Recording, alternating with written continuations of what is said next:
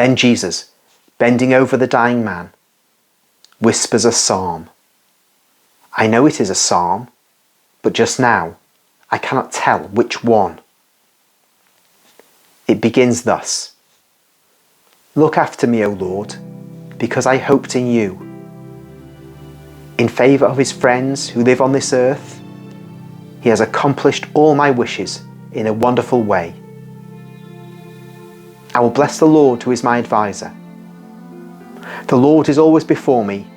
He is on my right-hand side, that I may not fall. Therefore my heart exults, and my tongue rejoices, and also my body will rest in hope. Because you will not abandon my soul in the dwelling place of the dead, neither will you allow your friend to see corruption. You will reveal the path of light to me, and will fill me with joy, showing me your face. Joseph cheers up a little, and with a more lively look, he smiles at Jesus and presses his fingers. Jesus replies to the smile with a smile of his own, and to the pressure on his fingers with a caress. And still bending over his putative father, he goes on softly, How I love your tabernacles, O Lord. My soul yearns and pines for the courts of the Lord. Also the sparrow has found a home, and the little dove a nest for its young. I am longing for your altars, Lord. Happy those who live in your house. Happy the man who finds his strength in you. He inspired into his heart the ascents from the valley of tears to the chosen place. O Lord, hear my prayer. O God, turn your eyes and look at the face of your anointed. Joseph, sobbing, looks at Jesus and makes an effort to speak as if to bless him, but he cannot. He obviously understands, but has an impediment in his speech. But he is happy and looks at his Jesus with liveliness and trust. O Lord, goes on Jesus, you have favoured your own country. You brought back the captives of Jacob. Show us, O Lord, your mercy, and bring us back your Saviour. I want to listen to what the Lord is saying to me. He will certainly speak of peace to his people, for his friends, and for those who convert their hearts to him. Yes, his saving help is near, and the glory will live in our country. Love and loyalty have now met. Righteousness and peace have now embraced. Loyalty reaches up from the earth, and righteousness leans down from heaven. Yes, the Lord himself bestows happiness, and our soil gives its harvest. Righteousness will always precede him, and will leave its footprints on the path. You have seen that hour, Father, and you've worked for it. You have cooperated in the formation of this hour, and the Lord will reward you for it. I am telling you, adds Jesus, wiping a tear of joy which slowly runs down Joseph's cheek. He then resumes, O Lord, remember David and all his kindness, how he swore to the Lord, I will not enter my house, nor climb into the bed of my rest, nor allow my eyes to sleep, nor give rest to my eyelids, nor peace to my temples, until I have found a place for the Lord, a home for the God of Jacob. Rise, O Lord, and come to your resting place, you and your ark of holiness. Mary understands, and she bursts into tears. May your priests vest in virtue, and your devoted shout for joy. For the sake of your servant David, do not deprive us of the face of your anointed. The Lord swore to David, and will remain true to his word. I will put on your throne the fruit of your womb. The Lord has chosen his home. I will make a horn sprout for David.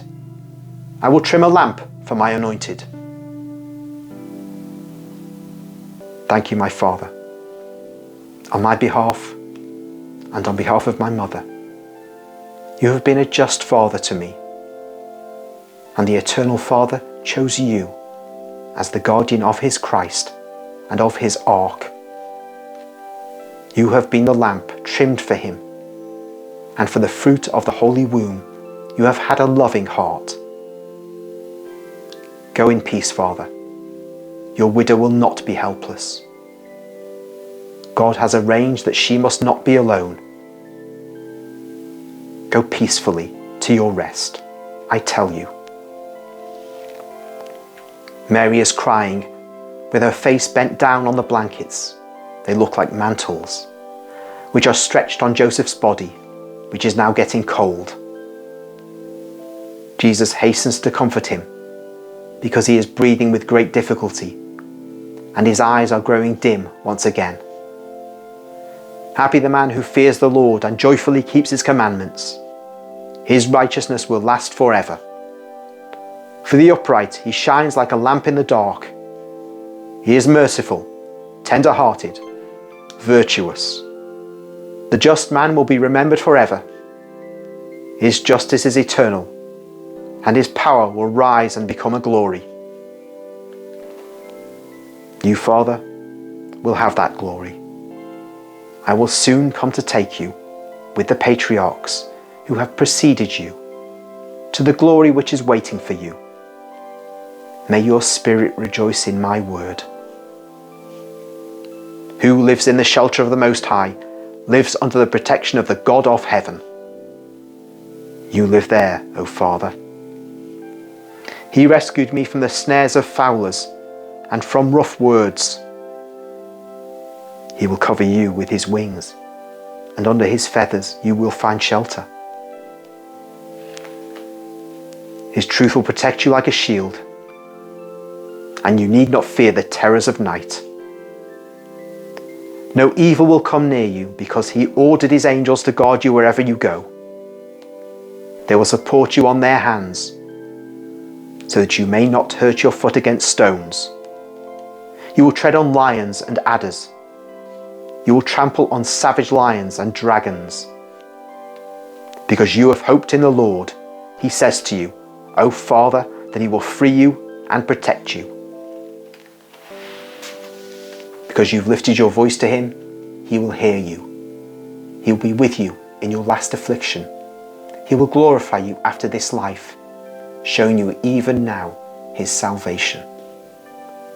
And in future life, he will let you enter because of the Saviour who is now comforting you, and who, very soon, oh, I repeat it, he will come very soon and hold you in his divine embrace and take you at the head of all the patriarchs, where the dwelling place has been prepared for the just man of God, who was my blessed Father.